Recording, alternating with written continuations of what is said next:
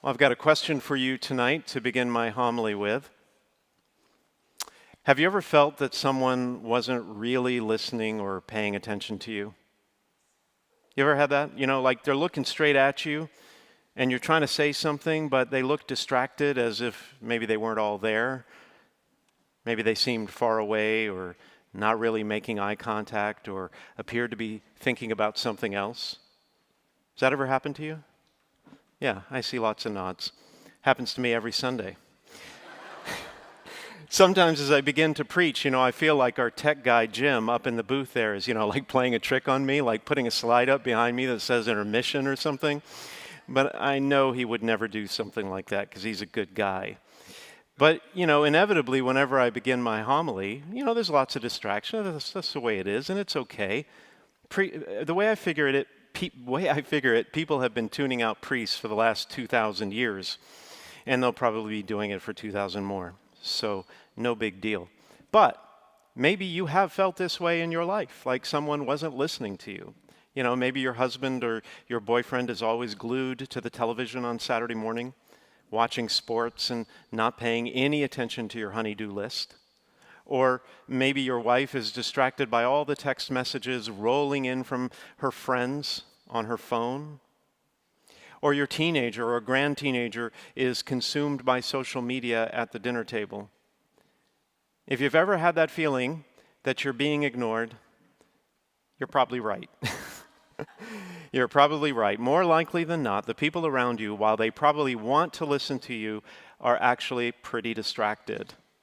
That's because every day, all day, we are bombarded by messages and demands and ever-present distractions.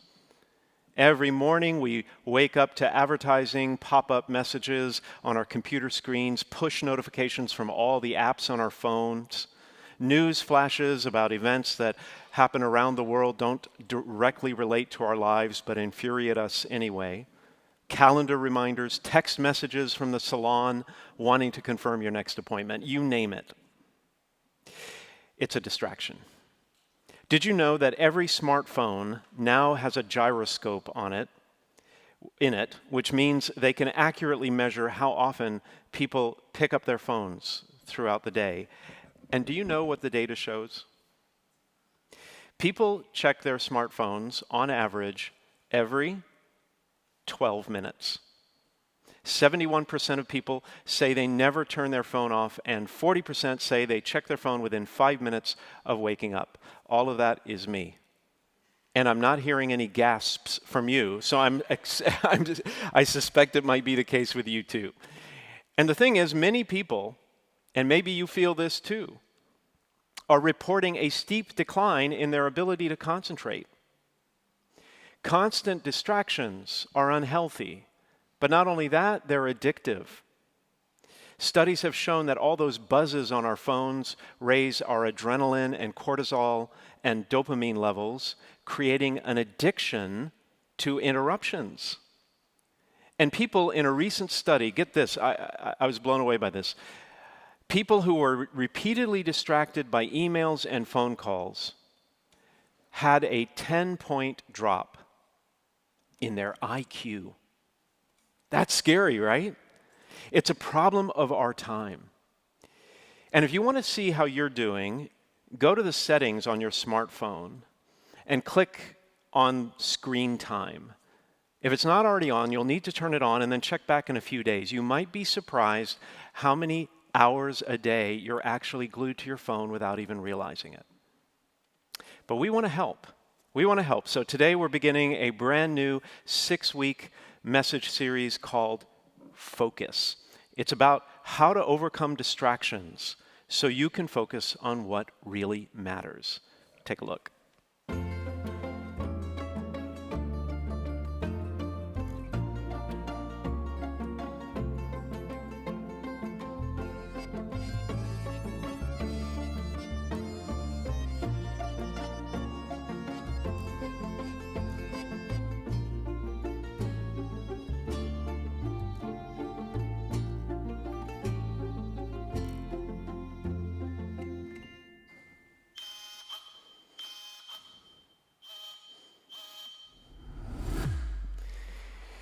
This is a series about how to keep your eye on the ball and stay focused on the most important stuff in life, like your faith, your family, and the people around you who need help. Now, don't worry, we're not going to be criticizing you for being on your phones too much, despite what I just said. God knows I'm one of the worst culprits when it comes to that. We're not going to be offering quick fixes or easy life hacks to remove the distractions in your life, because as we're going to find out, the problem goes much deeper than that. No, this series is designed to help you live a life without regrets. Do you know what the most common regrets people on their deathbeds express? Number one, not living a life true to themselves.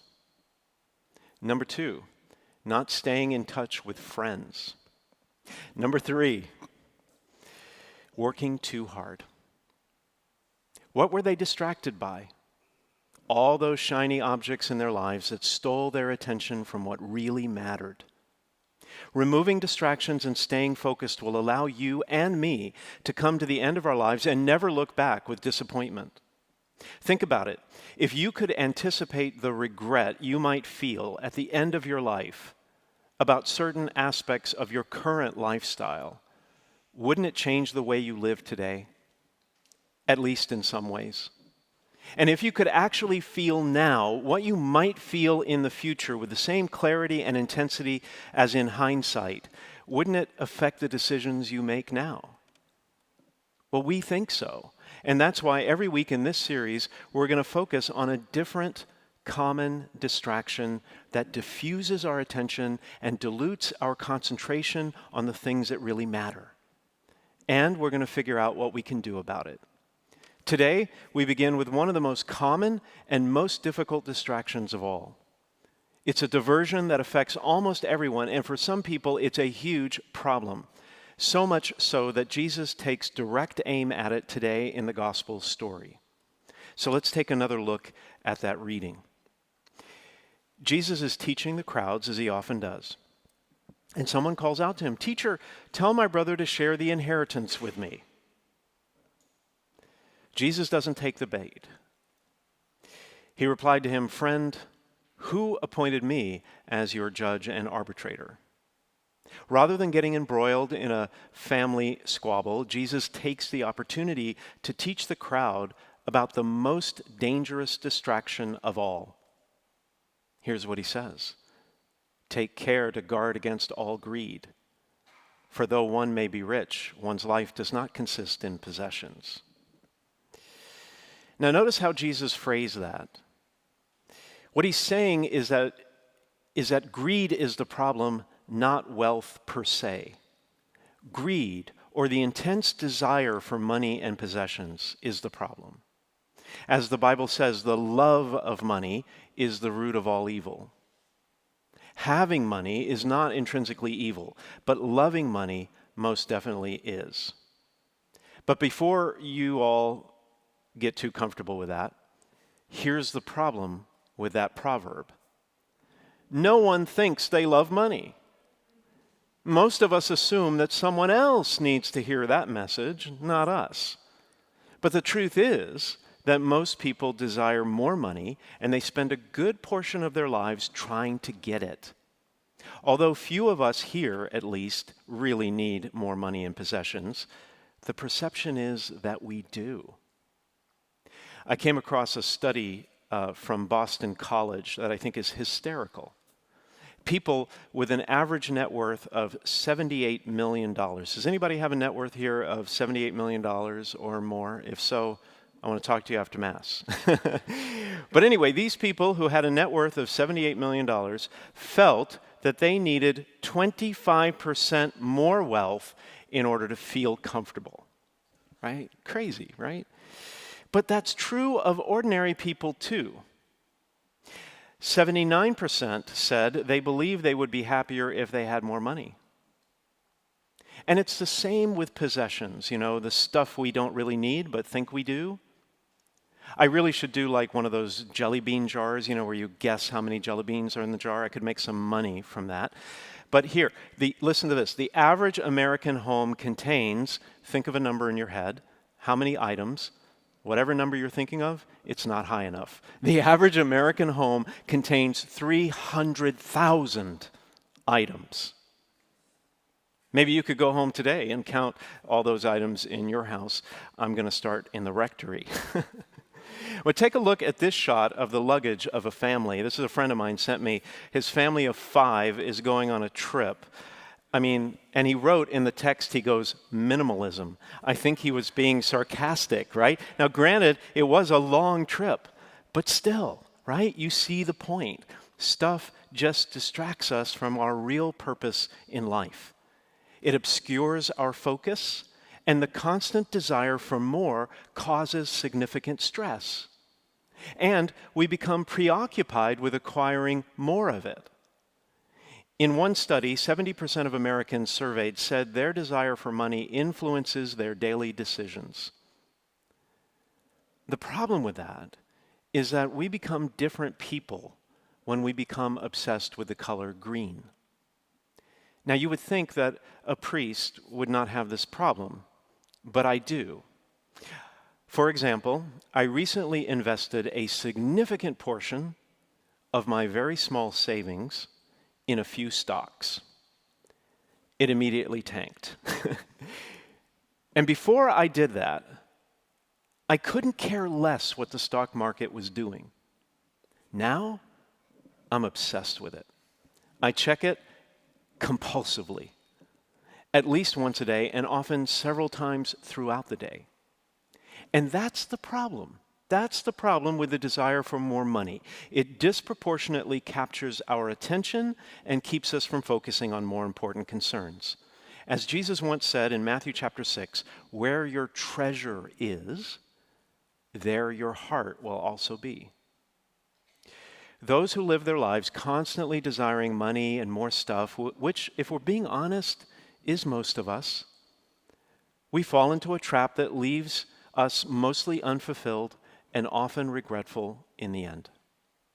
As the author of Ecclesiastes in the first reading pointed out, all things are vanity. Why? Because, and I'm paraphrasing here, you can't take it with you, literally. And if you don't believe me, take a look at this famous sculpture about Jesus' teaching on getting into heaven through the narrow gate. All that extra baggage on that man's back just isn't going to make it through that small portal. That's the problem for eternal life. And the problem in this life with a relentless craving for money and possessions is that it shifts the focus to a place where it shouldn't be, on ourselves.